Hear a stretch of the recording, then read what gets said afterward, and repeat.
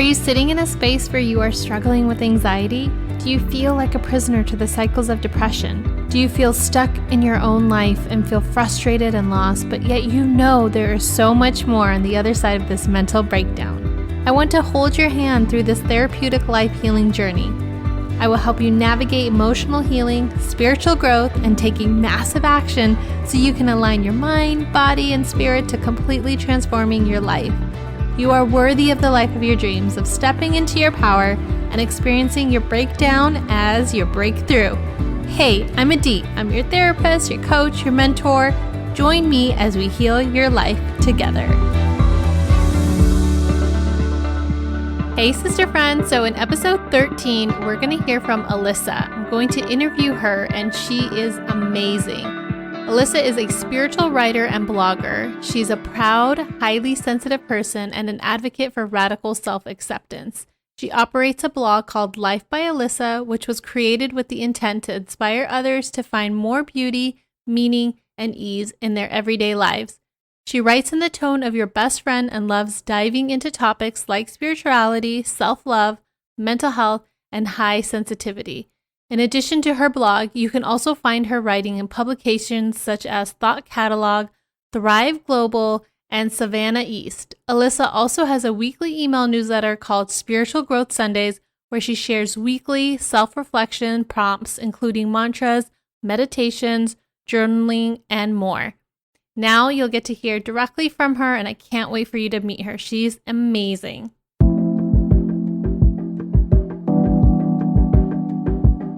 So lovely to actually have you here, Alissa. I would love my listeners to get to know who you are and what you do. If you could share a little bit about yourself. Thank you so much for having me. I'm so honored. I was so excited that you asked me to be on. So my name is Alissa. I'm a blogger and writer. I run my blog, Life by Alissa, and I write about a variety of topics, a lot about mental health, spirituality, sensitivity, empathy.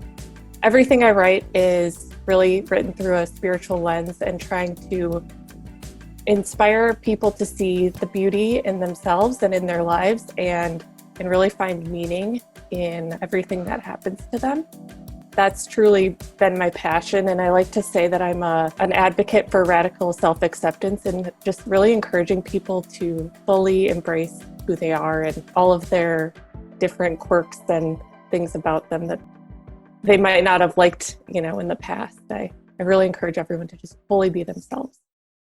I love that so much. I actually came upon finding you by finding you one of your blog writings in a website, and it was about career shifts and changes. And you spoke very vulnerably, which I love. Anyone who opens up that vulnerability door, I think it's so brave and so needed and resonates with people so much and heals. And so when I read your article about shifting your own career, it just resonated with me, and I reached out to you and I just started following all your writing, and now I'm just like in love with and obsessed with everything you're doing. But can you share a little bit about your journey? I think it's so beautiful, like how you went through the career shift and like you've identified as being as an empath. I myself identify as an empath. And what was that like for you in the beginning stages, like coming to understand yourself better and know that you were unhappy where you were at? And if you could define what an empath is for folks who might not know. Yeah, so my definition of an empath is really a person who feels everything deeply. I would say they're somebody who kind of absorbs the energy around them.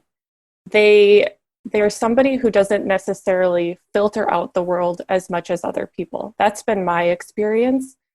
Empaths notice the subtleties. So they notice people's nonverbal cues, their smile kind of changing, just kind of feel the energy shift. And empaths kind of take that on. And sometimes it's hard to know where somebody else's feelings stop and where your feelings begin. It's easy to roll it all up and really feel everything. I've always been a very empathetic, sensitive person. I just didn't have the language for it for the majority of my life, like most people. So growing up, I was always somebody. I worried a lot. I had a lot of questions. Anytime my parents would leave, I had this like deep fear that they would never come back, and I just couldn't stop worrying about them. I just was always just kind of stressed out as a little girl because I just cared so much. And throughout my life, then it was kind of a lot of people telling me in a loving way. They weren't trying to be hurtful, but you're these I can't handle your emotions. You're too much. You're too sensitive. And I heard that my whole life. And so it really made me feel like this way that I am is undesirable and it causes problems. My emotions, my highs and lows that I'm feeling are not normal or okay. So that was always in the back of my mind.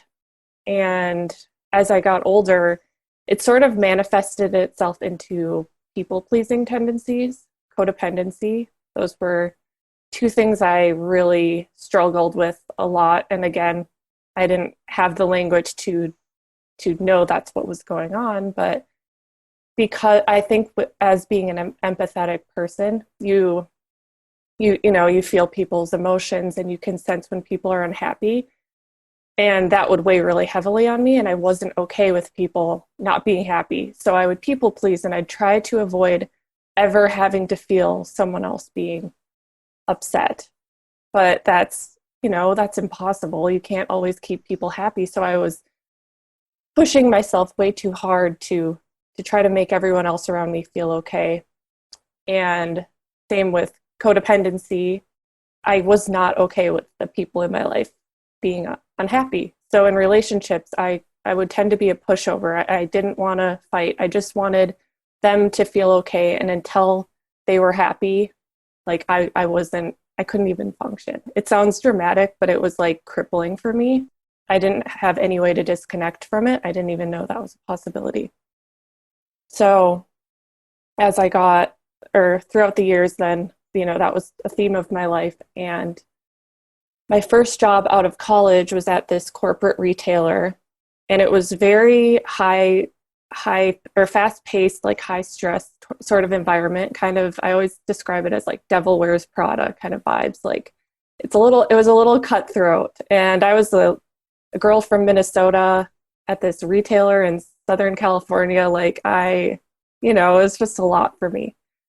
And that environment was, because there was so much stress and there's a lot of negative emotions. People were sometimes yelling at each other.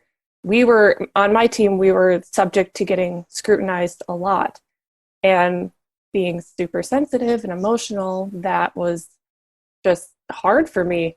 And in the back of my mind, it was always like, you're too sensitive. Like, you need to get it together, calm down. So I always was like, okay, I need to figure it out. I'm the problem here. So I would try to kind of numb out through that. And I tried to be like the other people in the job who seemed to be able to handle the yelling, and I tried really my best not to care, but that's impossible for an empath, for a sensitive person. So eventually what that manifested into, as I was kind of internalizing things and trying not to feel, I started to develop really bad chronic stomach issues, like really bad digestive issues that I'd never experienced in my life. I was to a point where I could eat about 30 foods without being in a ton of pain.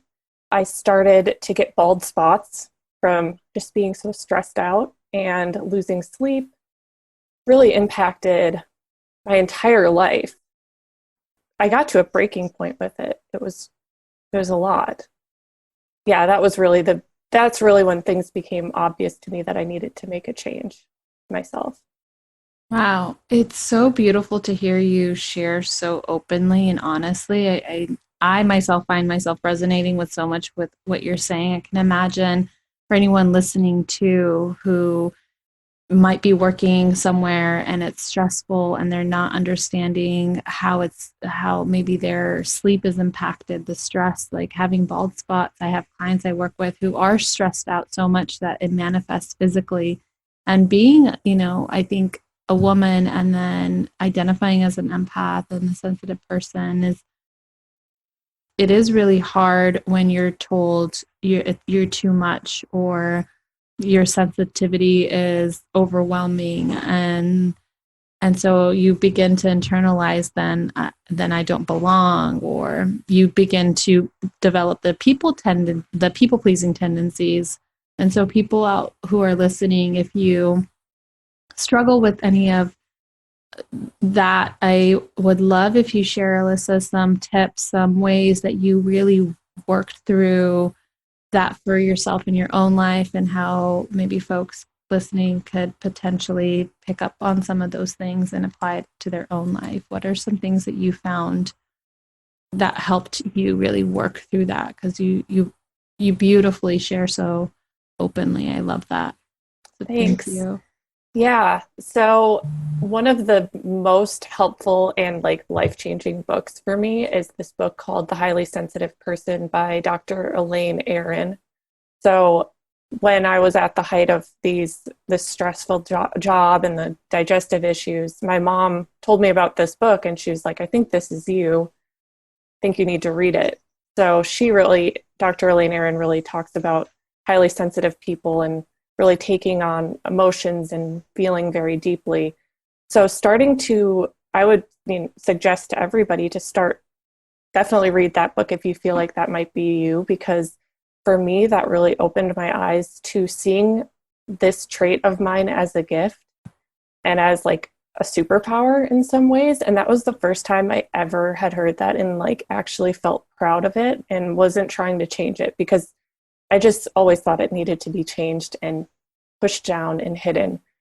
And that's so like for people to understand the beauty of this is a great place to start. It's hard to get there, but it really has so many awesome, wonderful aspects to it. I learned that people who are empathetic were able to deeply connect with other people, like on a deeper level, and we're able to be more intuitive. And there's a lot of great things to it.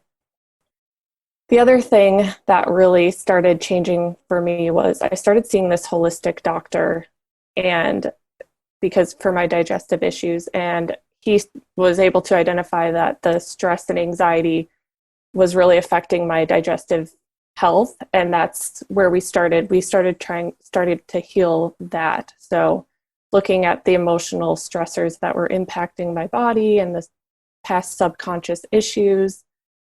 And in working with him, I started to see another possibility of a way of feeling a little bit more calm and accepting of myself.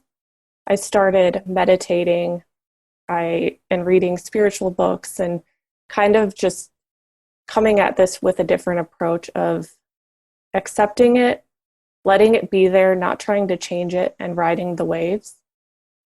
And that took a long time for me to get to that point. It was a lot of reading and self-discovery, journaling.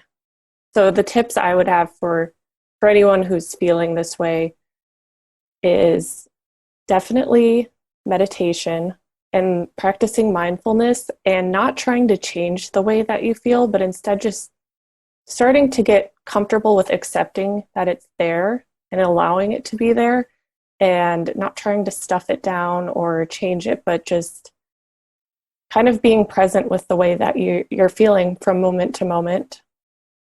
Another thing was the people pleasing. That's always been really hard for me. So what I've started to do is have these kind of micro changes, micro shifts that I make that might be small to the average person, but to me it's really empowering.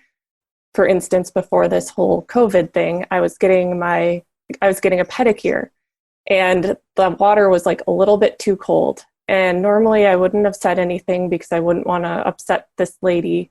But instead I'm like, okay, nope, I'm going to tell her that I need the water to be warmer. And I did. And it was like such a small thing, but for me, that was an empowering moment.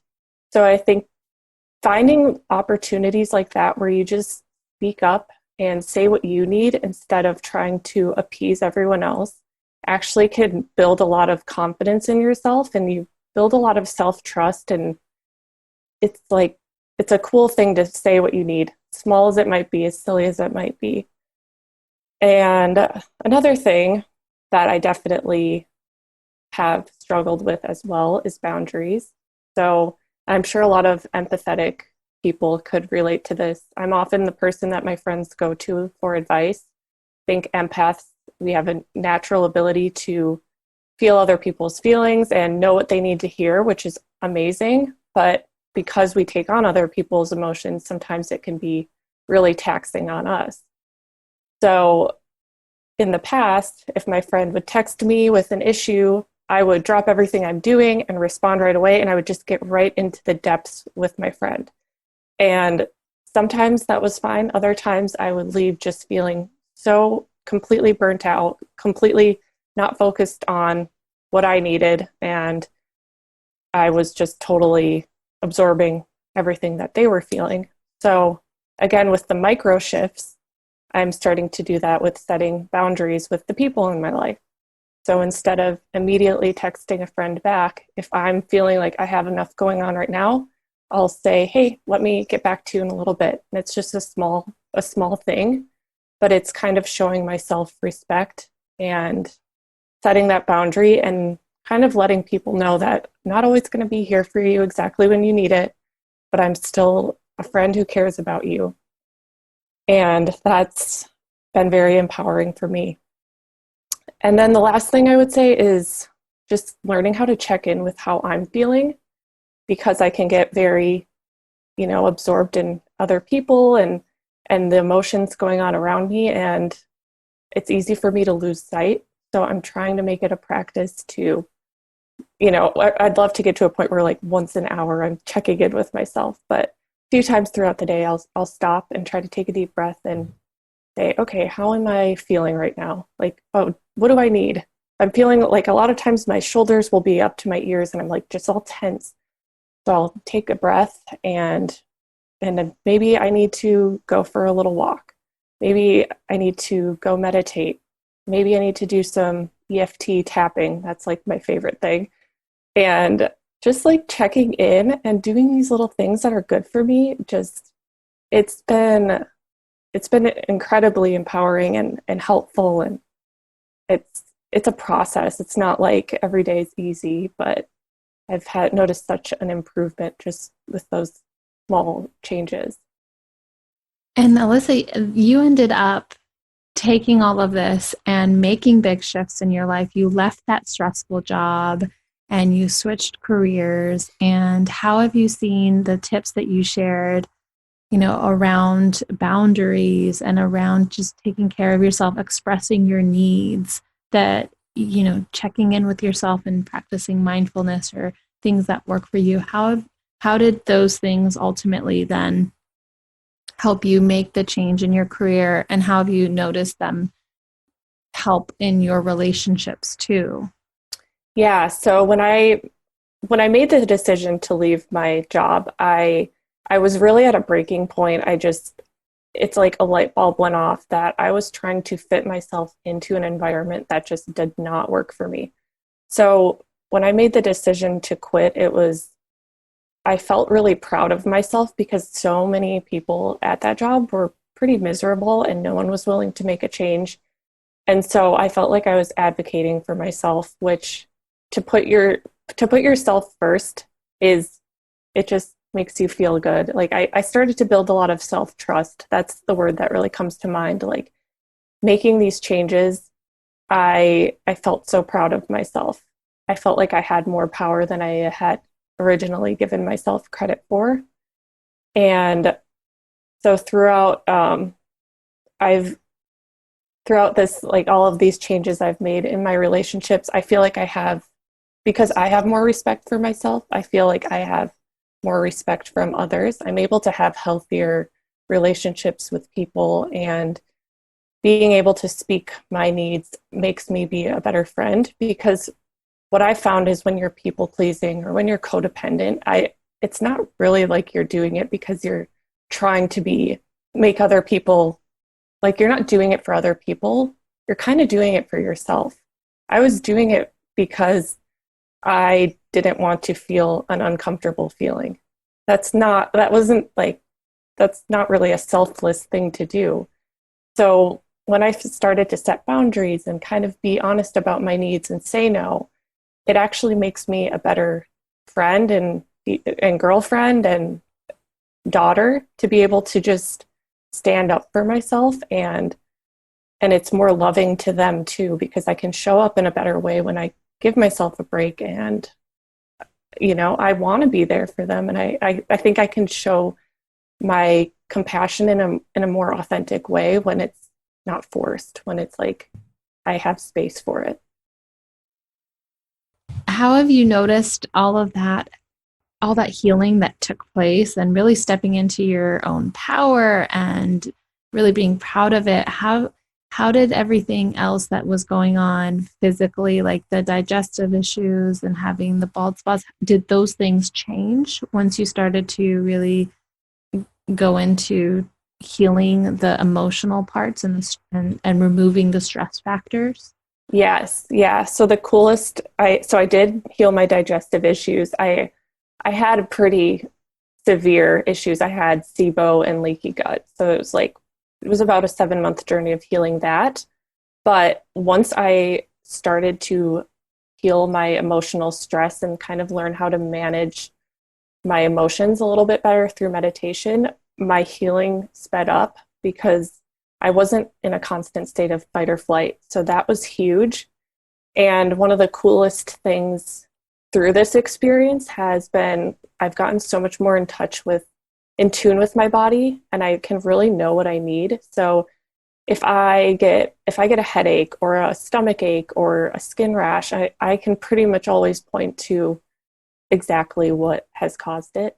It's usually something emotional stress, and I'm able to identify it a lot easier because I'm super sensitive and I know how to fix it. So I think that's been actually such a blessing. Like, I'm really glad that I have to be more in tune because it forces me to take better care of myself. And I've gotten to know myself on a much deeper level because I daily meditation is a necessity for me. It's a non-negotiable. I don't even think about it. And by needing to have these practices, I've gotten to know myself on a deeper spiritual level. And I am able to have more compassion for other people that are dealing with these issues and kind of help them more because I've seen the depths of it, and I am have found my way out of it and know how to get myself out of it. And that's been such a gift to be able to nurture myself and really show others the way too.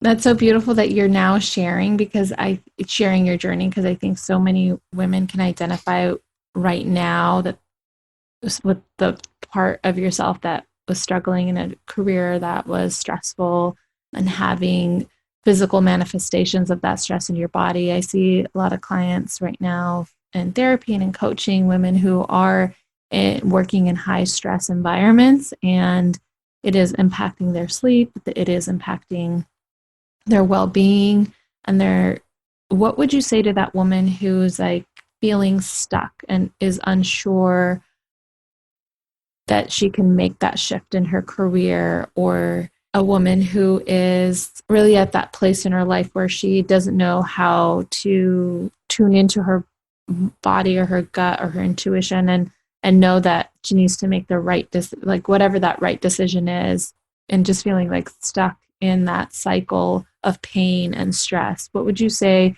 is the one thing as a starting point to kind of unstuck themselves? The first thing that comes to mind for me is actually journaling, because it's a low barrier to entry. It's sometimes meditation can be kind of intimidating to people. So I've found that journaling and really getting your feelings out there and actually seeing them written on the page is incredibly useful, and kind of starting to notice the patterns. What are the things that are bothering you on a day-to-day basis? How is that making you feel? What do you wish you could have in your life? Just sort of starting to get those thoughts and feelings out on the page can be incredibly healing. And I think it can be easy to discount the power of writing it out. So as a starting point, I would say just start to even think, like, notice how you're feeling and get it out there, because being aware is the first step.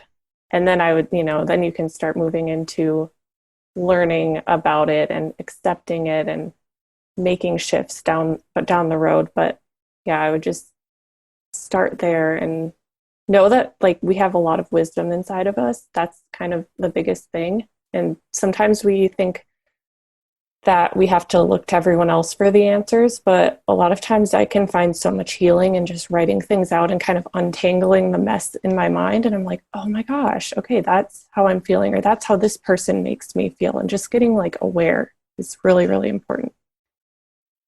Writing is so cathartic. I agree. Journaling just to see what comes up. And it's this kind of mental release and seeing what might be there for you to unpack and working it out with yourself and ultimately coming to the right decision for yourself without the external noise around you.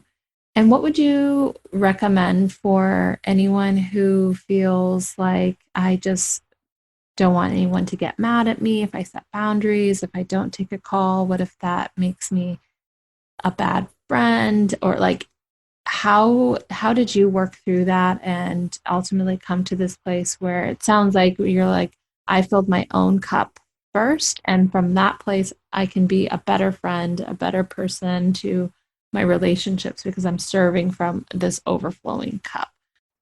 I mean, I'm still working through it for sure, but what I can say is noticing how it makes you feel when you are constantly over giving to everybody else, like kind of checking in with how, like, how it makes you feel. Are you feeling tired, angry, frustrated after you're kind of giving all of the time? That's simply being unkind to yourself and not really treating yourself with respect. And I know it's hard to get to that point where you're okay with putting yourself before others. It feels unnatural for a lot of people, especially women, I think. But when you can kind of start to recognize, like, after you have that phone call with that friend who's always has a new issue, if you can kind of notice, oh man, I don't feel good. It's sort of, I think you kind of start to get to a point where you're like, why do I keep putting myself through this? And kind of look at it in, like, almost a logical sense, and, like, with love towards yourself, like, why do I keep treating myself that way? And when you can kind of reframe it as something positive, like, you're not setting this boundary around your friend or your mother-in-law because you don't like them. You're setting it because you like you and you need to take care of yourself, and you know that you're not really coming from a great place when talking to them makes you feel all frazzled and stressed out. Like, how can you really give them the best advice or be the best friend to them? So just recognizing that you've got to show yourself some love, and it's not going to be easy at first. It's super uncomfortable, it's unnatural. If you've been kind of giving and putting others first your entire life, it's going to feel like you're doing something wrong, but it also can feel really empowering when you start to do it. So just take the small steps. It doesn't have to be anything huge, but maybe just like I do, tell your friend, I'll text you back in a little bit. Not a huge deal, but you're kind of showing up for yourself, and that doing those little steps, you can kind of work your way to doing, something bigger and a little scarier. I love that so much. So, Alyssa, what's next for you and where can people find you and find your So, work? yeah, so you can find my work on lifebyalissa.com. I have new blog posts every single week, and I'm very active on Instagram as well, Life by Alissa. What's next for me? Definitely lots more writing, hopefully more articles on some wellness websites. Maybe down the road, a dream is to have a book. Just kind of going with the flow and seeing what happens, but having so much fun along the way, meeting really cool people. I love that we got to meet, and I love that you're putting the work out there, your writing, your voice out there. It's needed, it resonated for me, and I imagine it's going to resonate for so many other women. Thank you so much for taking time out of your life to be with us today and to share your journey so openly and vulnerably. I admire you, and I adore everything that you're doing, just like from my own growth and learning. I'm learning from reading your stuff. So thank you for what you do. Thank you so much.